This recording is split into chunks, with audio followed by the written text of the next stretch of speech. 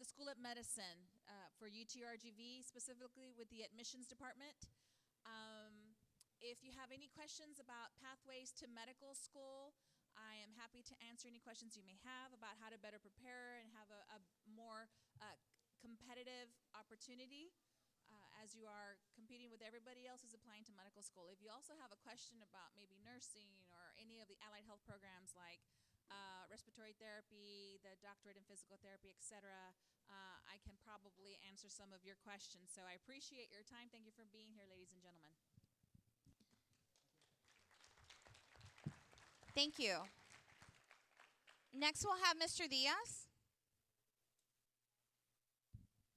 Good morning, everyone. It's glad to be back here in Lobo territory. I have a great love for this whole area. Let me tell you, some of the greatest students in engineering, in science, in liberal arts, in education have come from these areas.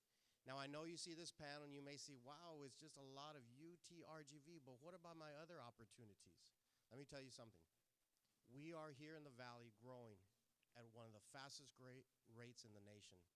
Some things we talk about in our executive meetings, and as a senior program manager for the College of Engineering and Computer Science, all that means is we're trying to create pathways for students to excel here in the Valley, to serve the Valley. This Valley is growing by leaps and bounds, and the opportunities exist right in front of you. Students to the left, students to the right, in back, in front. You all together are going to make this happen. And at the university, that's what we're staging. That's what we're preparing for, okay? I know for a lot of opportunities, you have had times to go to school and visit our campus and walk, and you say, wow, you know, I've seen this before. But you know what? Inside, it's really different. And I can tell you, I graduated from this university. I worked for this university almost 18 years ago, and I just came back. Many of y'all, your teachers, Mr. Regalado, Ms. Gonzalez here in the College Center, know me because I used to pull students out of the Rio Grande Valley for many years for A&M Kingsville. Who knows the Javelinas? Huh? Yeah, okay. I pulled a lot of students from this high school particularly. But coming back, we see the opportunities. I now see the opportunities. And so I'm here to help you, to help your parents. We're here to give you that greater information. So as we go through this panel discussion, yes, we can talk about going somewhere else. I warrant those questions. Please ask me. I will help you wherever you want to go. But I'd also love to give you an idea of what's new and what's different and the opportunities that are in your backyard to make you stronger and your community stronger, okay? Thank you very much.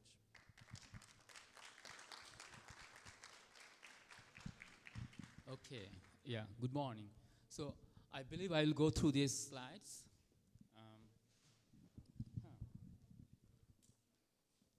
Does it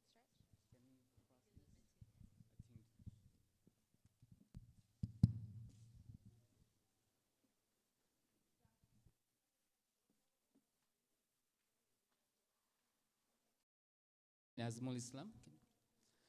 Okay, first I'm going to discuss a Dr. little bit Nair, about. I'm so sorry. Ladies and gentlemen, Yes. if I may, we are here to provide you with very important information. If we can have your time and attention up here, it would be really fantastic. Dr. Nair has, Dr. Islam has fantastic information to provide that can be very beneficial to you. We appreciate your attention. Thank you. If you guys have any question, just ask me, you know. So I'm going to little bit like describe about my research, which it start talking about the lab on a chip. Have you heard the name lab on a chip? Anybody? What's that mean? Lab means what? Chemistry lab, biology lab, is that right? And chip means we're bringing everything to the microchip. Give some example. Like we know the glucose sensor, okay? Like when your mom or your grandma find out their glucose level, how they do it now? They just put 1 drop of blood to the glucose meter, is that right? But that was not happen. Like that was happen like 40 years back. What happened? Like people, they used to go to the doctor's office or hospitals, okay? So now that's what we're talking about. We're talking about changing your lab and putting it in your home. You you can diagnose yourself at home. Okay, that's what we're calling that we're bringing your lab to your smartphone. That's what we're talking about. We're also going to talk about, in electrical engineering, we call it system on a chip. We are talking about all those systems. We talk about like cameras, video cameras, Like 20 years back, we have all of different systems. Now everything is integrated in the smart chip, smartphone. Okay? So integration of both of them will make a big changes. That's what we are doing in the electrical engineering department in our UTRGV campuses. We're trying to integrate everything together so we can get a system that can run from your home maybe. Like think about you, maybe you eat a lot today, okay? You feel pain in your gas maybe. It may be gas, but you don't know. But when you get that pain, what are you going to do? What's the first thing you guys do? You just call 911, So, but that's not the right thing always to do because you don't know whether you have a gas or the heart attack. How can you know this? So think about in future, after 50 years, you have something that happened. You just put one drop of blood to your smartphone. And that basically diagnosed, and that says that, okay, maybe you have a heart attack, not the gas problem, okay? So if that happens, your smartphone can basically send it to maybe it's midnight, it can send the information to the hospital. It doesn't need to be Rio Grande Valley, it may be the other side of the world, maybe China, where it's a daytime, all those MDs, doctors are taking care of all your stuff, Then if they really find out, like diagnose themselves that yes, you have a heart attack, then all those emergency vehicles maybe come to your home instead of you just calling them, So that's the future we're talking about. Maybe from now, not from now, maybe 50 years from now, okay? So that's what we're calling integrating all those lab and all the system. In the system, definitely they have the cell phone, Cell phone have a networking, all those data, and those data when we're looking at, we don't know what exactly you're looking at. But the doctors, definitely they can find out exactly what is the disease you have. So those are some of the things which we are doing at UTRGV, biomedical industry, and energy, like renewable energy, they are growing a lot. So I'm going to first little bit describe about the engineering. Okay, let's go for the next slide. I'm going to wrap it up very quickly. Engineering, electrical engineering, we deal with the electricity, magnetism, wireless communications. We are talking about the signal processing, electronics, everything you look around. We cannot go beyond this electronics nowadays, everywhere. Everybody is using the electronics, Maybe in future, our body will have the electronics, like we do the implant, Maybe, when we do the implant in our body, we can continuously monitoring our body maybe in future. That's a very good area nowadays. I first put all the faculty slides in our departments, You can see we have like 16 full-time faculty members. We have a computer engineering program, Dr. Chu. We also have the dean, who is also the part of our electrical engineering program. Next slide. So these are all our faculty members. I'm going to little bit briefly describe what we do also in electrical engineering. So we know that all those circuits we saw, everything you have in your smartphone nowadays. And some of our engineers, they design it in the senior design project, okay? So if you have a passion in the math, science, definitely engineering is a very good option. There are a lot of job is going to create it for the engineering people. We have the analog and RF. RF means radio frequency. We work everything, all those information you talked about, cell phone. We're going to send those data with the radio frequency.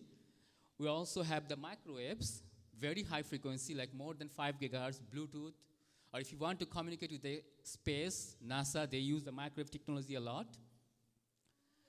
Communication, all those, nowadays the smartphone is the boom of the communication. We also see the communication connected to the computer networking nowadays, so that we can do the browsing and how fast we want to do the browsing, mobile. Those are the options we talked about future. Semiconductors, our students are designing those chips, okay? As Sam was telling also that we are growing, our engineering is growing a lot. We hired a new department chair, we hired a new dean last year, and we're also hiring a lot of faculties who have a very good background on the research. signal processing. So those are some of the things you don't know now, but when you go through the process, you'll understand, because all those signal you're talking about, they are processed inside the micro chambers inside our smartphone, okay? And these are the control system. We're talking about the robotics. Sometimes you see that robotics, they fight, they competition, they have a robots, they are making the piano, or they are doing the surgeries nowadays. So those are some of the areas which you have a chance to work on. Biomedical industry. Health industry is growing a lot, and the way our university is working, we have a medical school, and that's a really boon for this valley. So we are trying to integrate the medical with our engineering program. We got the bioengineering, and that is the next plan. We're having a biomedical engineering program. And other areas, we talk about power system. Like, the reason of showing all these slides is without electronics. Now just think about that. If you want to alive one day without the electronics, can you do that? It's very tough. Like, if you go home, you need the heating, electronics. Like, you have electrical field, definitely heating, your cooking, everything is electronics. If you go to your car, nowadays you're having an electric car, but all those batteries and everything is running the car also. Those are under the power system. Future, if you look at, we have the adaptive control of the car. That means in future we have a vehicle, which will be the unmanned vehicle. That means you don't need to drive your car, self-driven car. Google is already making those. So those are the very exciting field. I always tell my students, if you want to work on some excited area, go for the biomedical industry. Like, biomedical industry is growing a lot, as I talked about portability. Like, we are going to put everything in hand. Or the self-driven car, or we're talking about the renewable energies. Those are the field we're going to start working. And all the engineers, it's an interdisciplinary area nowadays. They are also working on those fields. Renewable energy, like wind energy, solar energy, and robotics. We also have the robotics-assisted surgeries. If you look at the engineering salaries, the starting salary of the engineering is much higher compared to other programs. Like, they start with the 60K, and definitely not in the valley, I think, because valley doesn't have that much industry, but it's growing. And you guys are the people who are going to work for the other big companies like Intel, HP, or the Texas Instruments, and bring those companies here, and so that more valley students can be employed with those. And what else you need? You need a good background. Like, these are the company name where our students already got the job, Most of our students, Lockheed Martin, Ford, Boeing. So just put some of the name that, like, what is the opportunities. Medtronics. Medtronics is the company which makes the biomedical equipments. Okay, and this will be my last slide. So how can you grow yourself? That's one thing, like math. So you need to good at math, because those fields we're talking about, run the simulation or do any types of modeling, you need the math background and science background. We need more STEM people, science, technology, engineering, math, everybody knows it, to run this place, to go for the engineering, to go for the scientist job, I'm here to help you to answer any of your questions, okay? Thank you very much. Thank you.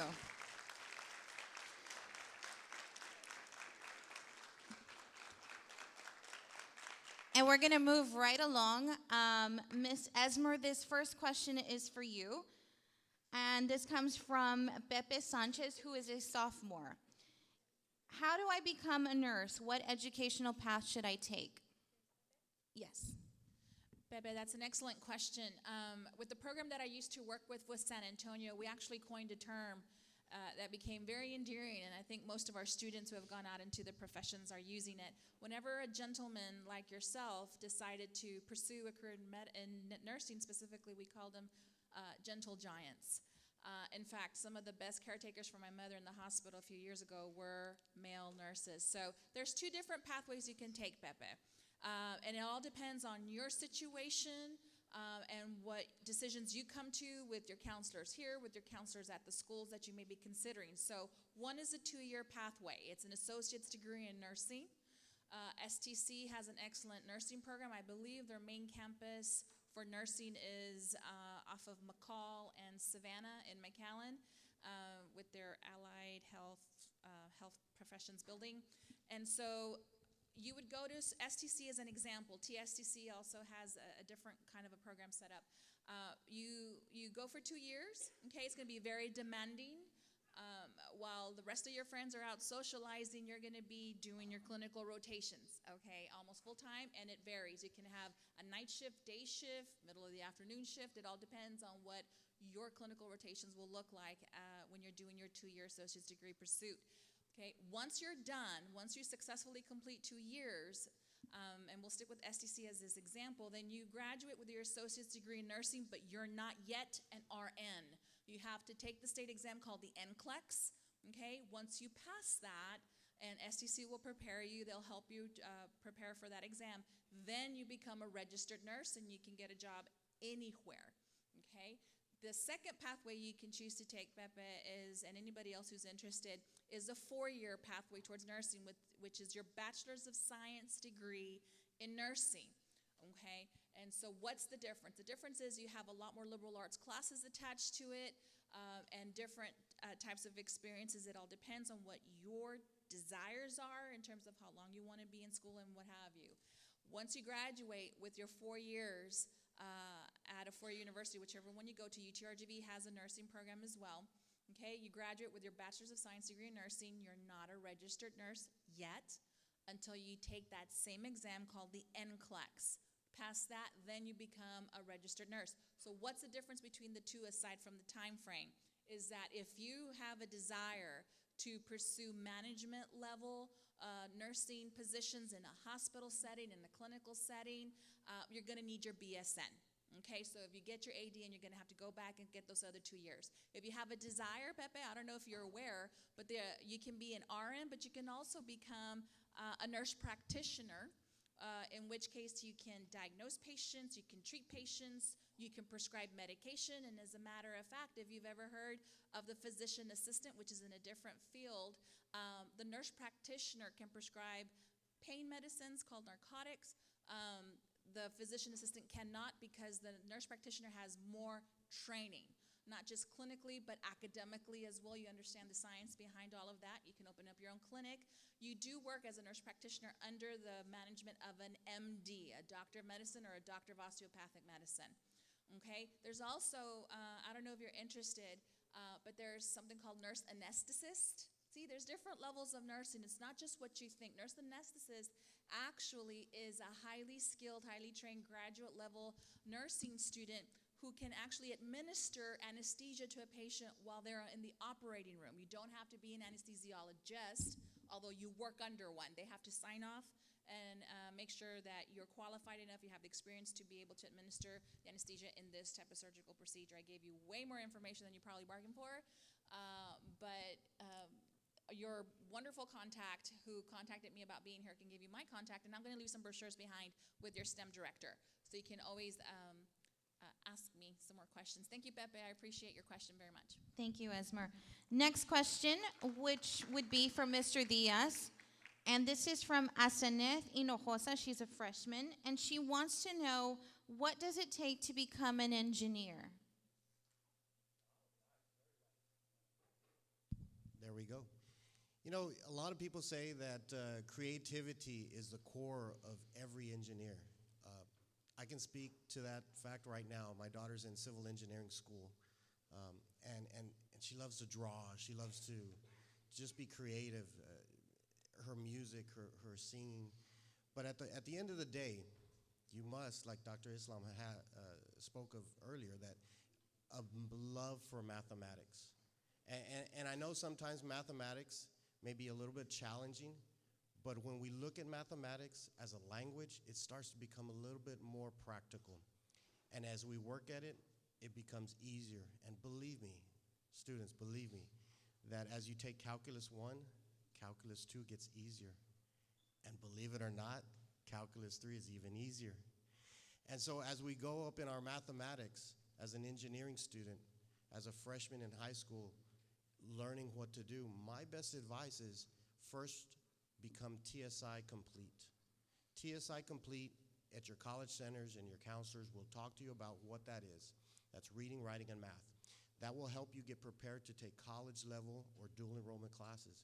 But TSI Complete also for me as an engineering student potentially, it also means to me that I can accelerate my math courses during the summer. Yes, that means take classes, take advantage of the programs that the high schools here have and offer you in conjunction with STC to take a class, let's say mathematics, college algebra, trigonometry during the summer. Why? Because look at the advantages here I'm going to show you. When we take a normal class, let's say college algebra at STC, for example, the class will cost you close to $1,100. If you take it underneath the dual enrollment or as a high school course, because you're TSI Complete in mathematics, guess how much that costs? $150. That's a great advantage. So now you start to see as a future engineer, what's my course of action? What's my roadmap? My roadmap is to first accelerate as many possibilities of math courses that I will need as an engineer as early as possible. Second, let's look at what I like. Now, as a freshman, as a sophomore, just develop yourself to look at what's engineering and what does it mean to you. You do not have to pick anything. You don't have to pick a certain course or a certain direction yet. But as you getting encouraged by attending a summer camp, a robotics camp, electrical engineering camp, a school of medicine camp that also dabbles in neuroscience, electrical engineering, and the components that are everything in the middle, that may spark something into you. And then you're going to start your junior and senior year looking, where are my best advantages? Where can I really get the best opportunity to get my foot in the door as an engineer? Now, having said that, females. What is the nature of the females in engineering today and for the future? The need is great. Just like we just spoke about males in nursing, the need is great.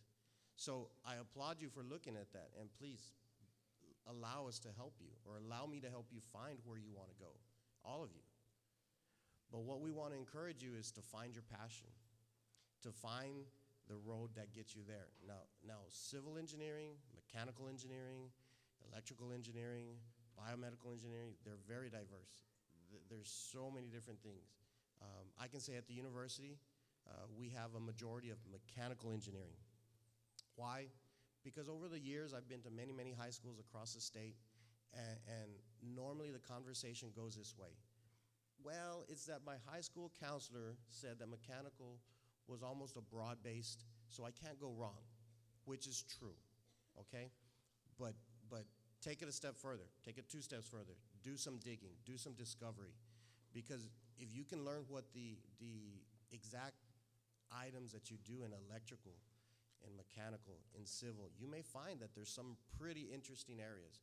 So as a freshman in high school, considering engineering, look at these things, look at your passion, look at your abilities to accelerate, get help for math, okay? It's possible. It's very possible. Everybody here can finish Calculus 3. We just need tutors. We need help. We need to go into a classroom in high school and in college and not consider that it's dependent upon yourself and the teacher to get this grade.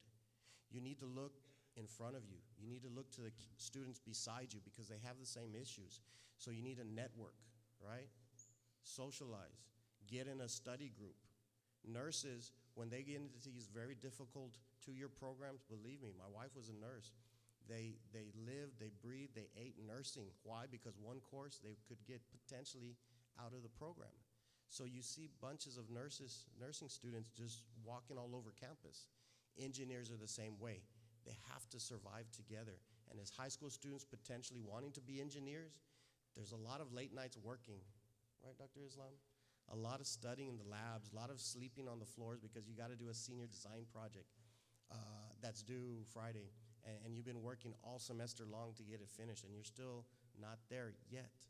And so depend in high school also for your students to help you get through those math courses and those science courses. And as a future engineer, please don't overlook the strongest ability. As you're listening to us speak, we've had many, many years of practice. I've had many years on this stage in particular to not get nervous. But communication skills will also take you to that next level. Some things about communication skills is know how to talk to your particular audience and know what they need and know how to do it in a manner that's effective and not take so long like I'm talking right now. But I believe that it's very good information, and find that one person in your high school that can replicate the information that I'm talking about. If not, call us. Call us at the College of Engineering and Computer Science. We'll help you, okay? I hope that answered the question. I hope that it sparked a little bit of intrigue, and I hope that it also gets you to start asking more and more questions. Thank you very much. Can I add something to that real Sure. quick? Fantastic job, Mr. Diaz. I don't know much about engineering whatsoever, but I did have the privilege of knowing Dr. Lemasters, who did a lot when UTRGV Edinburgh was UT Pan Am, and he did a lot to grow the engineering program on campus. And I personally know, because I would go to some of his sessions with some of our students, that he greatly believed in the work he was doing to grow the program, to attract personnel and professors who could help enrich the classes, because he believed in the talent in the Valley. He believed in you without knowing who you are, okay? And a lot of the stuff that we're talking about up here, math and science and engineering classes, you do not have to be a genius at it. You don't have to be perfect A math student at it. You have to have the will and the desire to work hard and to work smart. If you have that desire and know that there's going to be complications, there's going to be barriers, there's going to be some missed opportunities, there's going to be a lot of people around you, like Mr. Diaz was saying, to help you get up. You just have to ask, okay? Sometimes the biggest obstacles are yourselves, okay? So if we can ever help with that, you just let us know. You give us a holler, and we'll make sure to help identify some opportunities for you. Thank you. Next question is from Junior Rosemary Chavez. And her question, and actually it'll be for all three of you. Her question is, what inspired you to take this career path? Esmeralda, I'll go ahead and start with you, and then we'll go ahead and go down the line. I stumbled on it. In college, personally, I graduated with my degree in political science. I was planning to go to law school, and then I made a different choice. I needed a job, I needed to pay my bills, and there was an admissions counselor position open at St. Edward's University in Austin, so I took it, and it was a whole lot of money back then for a college grad, right? A whole whopping $28,000. But once I got into higher education and advising students, I heard one of my former colleagues at St. Ed say that once you get higher ed in your blood, it's kind of hard to shake it. And it really is. I've had different positions, and I always find myself asking school-age students, have you taken your SAT? Have you done your ACT? Or have you done all your paperwork for your essays? You know, be careful with financial aid scams, etc. But mainly, it was just a desire to help students like you find your goals and to tell you that your dreams are attainable. It's gonna take work on your part, but it's there. Have you guys ever heard of something called instant gratification? No? Let me give you a quick example. You text somebody, right? Somebody you really want to hear back from, and they text you back, and you get all excited. Instant gratification. Okay? Don't expect that if you want to have a meaningful long-term career. It's going to take time. Be okay with that. It's going to take a lot of work on your time. Be okay with that. It's going to mean that you're going to make a whole lot of different decisions with your life than some of your friends. That's okay also, okay? So just be okay with taking your time to get there, okay? Thank you. And Dr. Islam? Yes. I'll say about the passion, If you are good at science and math, so that's what I used to. Like, I like science and math, and that's so definitely boring, So okay, you're a boring guy, you like science and math. I said, okay, no, I like this.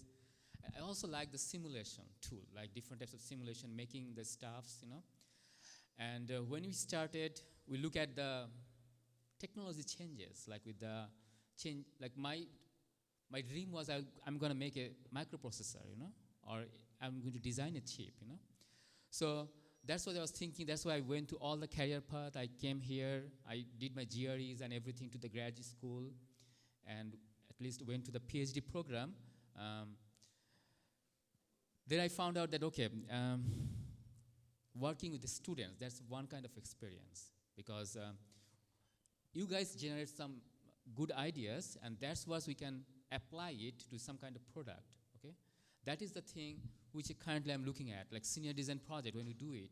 One of my students, he was saying that, okay, he was going to make some communication device on the robot.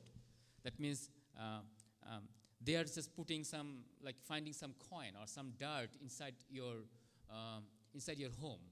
And we know that we can find it. You can buy it from the Walmart nowadays, like a robot, but he want to make it by himself, That's the idea. It's okay, so if you want to make it, how are you going to improve it? How can you optimize the time?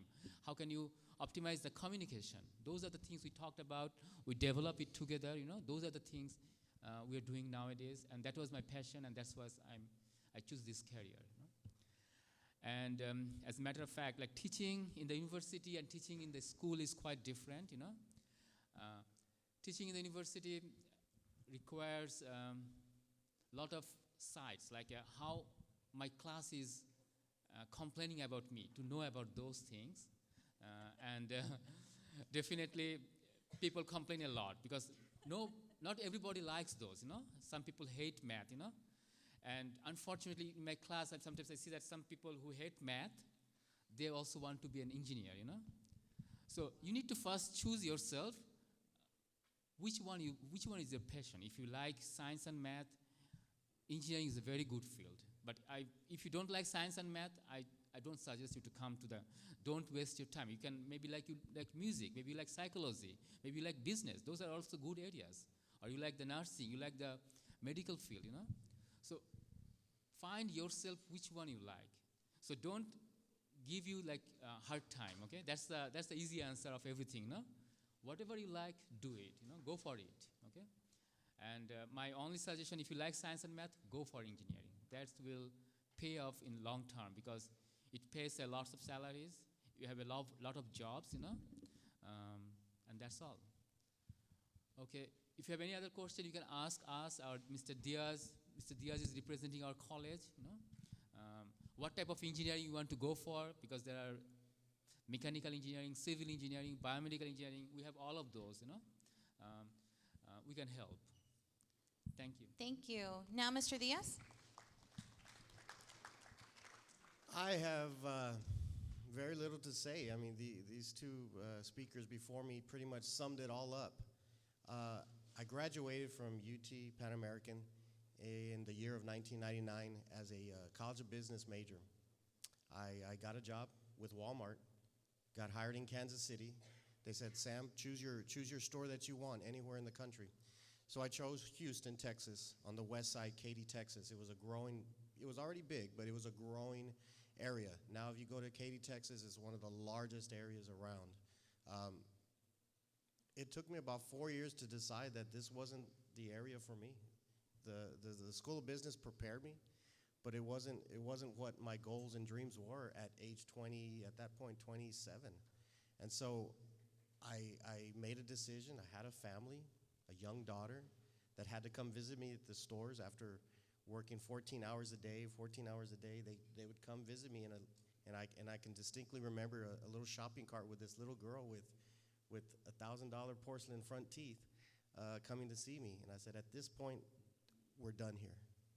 Signed my letter of resignation, came back to the Valley with no opportunity, with no job in hand, didn't prepare, not a lot of money in pocket, but I knew I had to find something that I needed to find a passion for. And having a job in sales and marketing and being the person that I was very aggressive looking for something. And I came across a job opportunity with the University of Texas Pan American as an assistant director for recruitment. And I applied, and I got the job. And after that, like Ms. Lozano said, the higher education bug really just got me. And it grabs hold of you. And honestly, I've been to many different universities. I've worked under different university systems, different presidents. I worked with the UT system, the A&M system, two-year community colleges, special grants. I'm writing grants. I believe in what I do, and it doesn't matter. And that's why when I talk to students at HEB, at Walmart, ran into an old high school friend. Hey, Sam, I was talking about you a couple days ago. Why? My daughter just got into A&M Kingsville, okay? And I'm not plugging that university. This was the actual conversation. It's been twice, and I'll probably do it again. But I believe in institutions. And just last night, I was looking at MIT online, and they were doing some fantastic things. Some things that maybe at the university we'd like to implement as well.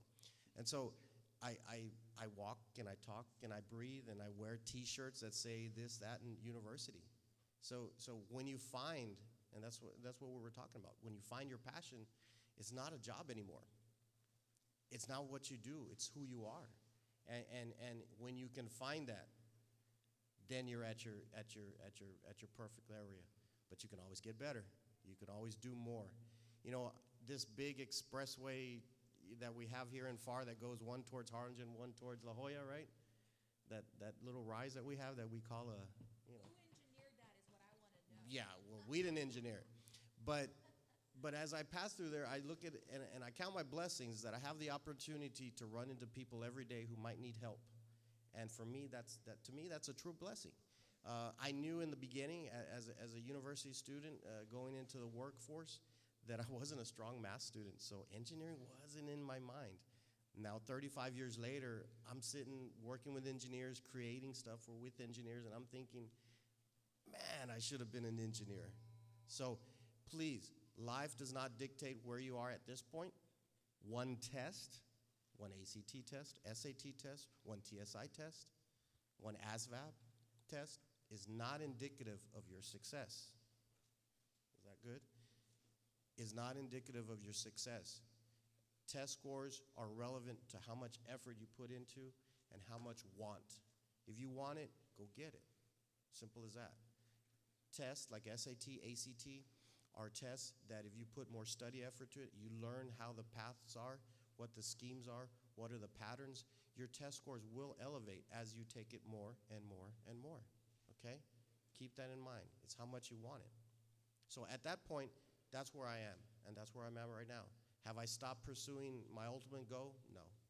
But I'm very happy where I'm at, and I really thank the industry, and I thank Walmart for teaching me a whole bunch of how to deal with people. But now I find it a passion to teach people, to help them to get to where they want to go. I may never see them again. I may never know what they do at the end of their lifetime. But I know that at one point in time, I may have been a part of where they're at now. There's a book that's called The Last Lecture by Dr. Randy Pausch, an engineer at Carnegie Mellon, who has since passed, that I would strongly urge each of you here to pick up and read. If for whatever reason you're unable to get yourself to a Barnes & Noble or go online to an Amazon, YouTube it with your parents' permission. It's called The Last Lecture, and it provides an incredible amount of information about following your dreams, and it talks in particular about a chapter called The Brick Walls. I spoke a little earlier about the challenges, how you don't have to be a genius at math to go into engineering or at science to go into medicine. You don't have to. One of the things that Dr. Pausch says in the book is brick walls are there to see how badly you want something. So are you going to go through the brick wall, climb over it, go under it, go around it? Okay, most people give up easily. Okay, it also speaks to your resiliency skills. You have a concern, you have a problem, something that knocks the wind out of you. How do you get back into the swing of things? That's what this chapter addresses with Dr. Pausch. It's a really excellent book. To your T-STEM directors and your counselors, that should be required reading, I think, because it has a phenomenal life message about pursuing passions, and so many other practical career, professional, academic, and life lessons that's just amazing. So there's 2 cents for you. Thank you. And that basically just about wraps it up. We're going to go ahead and give you just 2 minutes. If you all can just quickly, maybe something that you want to let our students know, any advice that you may want to give them. And maybe you can answer this question, and I got this a lot, but if you can answer, how do I become successful? And that could be in your career, that could be in life. Maybe you can just address that in your closing statement. So Esmeralda, go ahead and start with you. You have to dare to not be like the person sitting next to you. What I mean by that is understand that there's a lot of good that you can learn from the people around you. Everybody around you can be a mentor to you, even somebody your age. There's going to be mentors that you like and mentors that you don't like. You can learn a lot from both. Okay, it's going to be up to you to take the good and to evolve yourself into the person you want to be. It's okay that that evolvement doesn't end up making you look like the person next to you, your friend, your family member, whoever else it is. You have to dare to be different to get to where your specific goals are. And good luck to you. Whatever we can do to help, we're here for you. Thank you. And Dr. Islam? Yes. So now is the time to focus your career. And now I think the current focus will be go to the college, So changes happening, because maybe you will find your dad maybe got a job 20 years back with a high school degree. To get the same job, you need a college degree nowadays. So that's how we are changing. So I want everybody to go to the college, focus yourself. Now we call it information technology. Like every information you can find in the internet, go to the YouTube or any other nice website, Khan Academy website.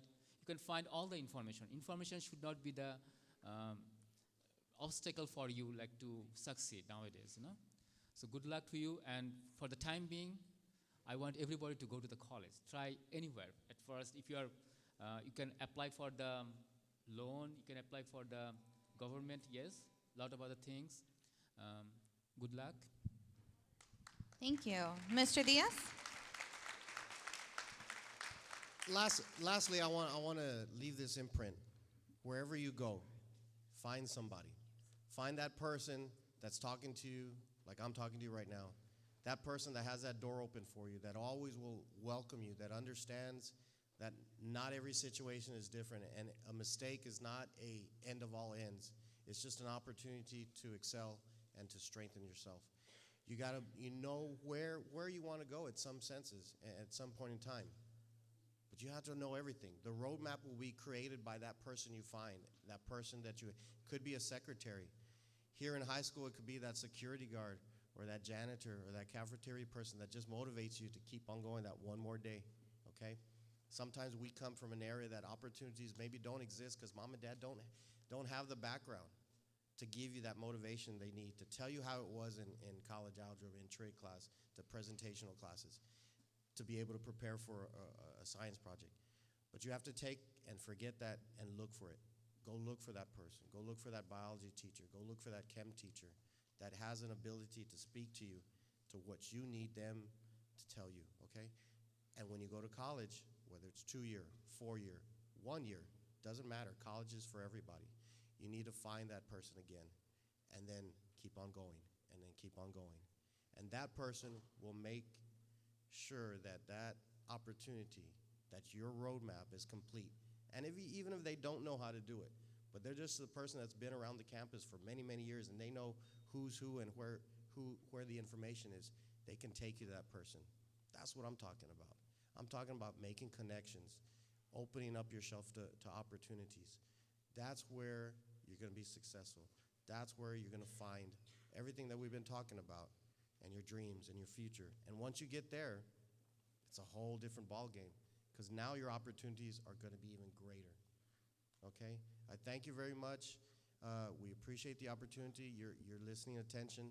I hope this has helped you. I hope that the opportunities will still continue and that you will now further question your abilities in areas which you may have not ever even thought about before. So again, thank you very much. And from the College of Engineering and Computer Science at UTRGV, I'd like to personally encourage you to look me up, to email me. If you want to go to Texas State, if you want to go to any university, in-state, out-of-state, let me know. I can help you. There's opportunities out there. You know how I talked about finding that one person? I'm extending a hand. And so that opportunity is there for everybody, your parents as well. Sometimes they need that help. Parents don't know how to support you. Let me talk to them. English, Spanish, sit down at Burger King. It doesn't matter. That's how we get it done, okay? Thank you very much. Appreciate it. Thank you. All right, guys, and if you all can just help me just thank them by offering them a round of applause. Thank you so much, speakers, for being here this morning. And on behalf of our superintendent, Dr. Alda T. Benavides, and our board of directors, along with our Palmview High School Academy directors, Mrs. Rebecca Sepulveda and Mr. Luis Bocanegra, we'd like to offer you a small token of appreciation. So I'm going to call on ambassadors Josue Bazan, Renee Flores, and Clarisa Munoz, and they have a small little token for you all.